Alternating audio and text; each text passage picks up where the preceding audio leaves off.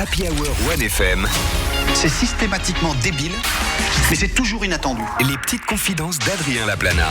Et comme un bon toutou, il a retrouvé son chemin en prenant le bon train-train. Voici Adrien Laplana et ses petites confidences. Oui, Hervé, effectivement, j'ai retrouvé mon train cette semaine. Confidence qui va pas du tout vous surprendre.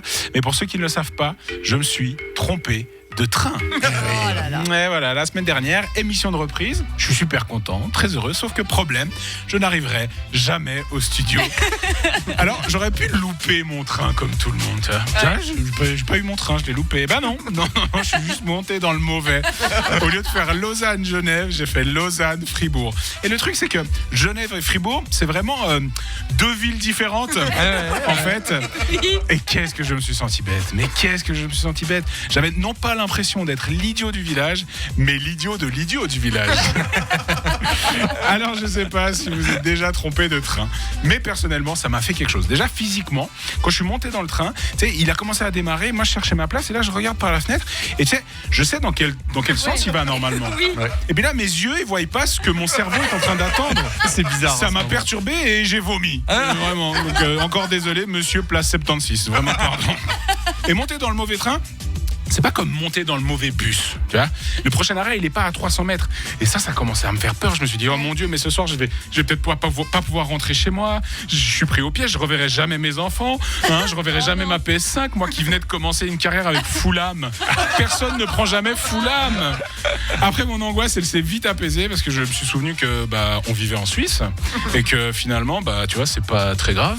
Les distances sont toutes petites. Parce que, admettons, j'oublie de descendre à Fribourg. Ouais. Parce que je suis vraiment très con. J'oublie de descendre, je suis au téléphone avec le patron de 1FM en train de dire « Oh, s'il te plaît, me renvoie pas, j'ai des enfants à nourrir.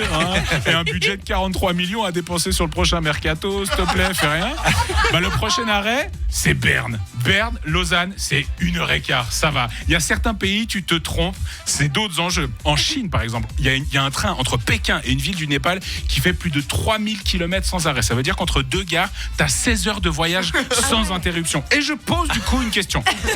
Quel est le plus angoissant ? Te retrouver dans ce train involontairement ou dans les bouchons à Genève ? Je sais pas. Je demande. N'hésitez pas à nous laisser votre avis au 079 107 107 2. Bravo. Il connaît le numéro. Oui, moi j'ai juste vu avant sur l'écran. Mais en réalité, pas besoin d'aller jusqu'à Pékin.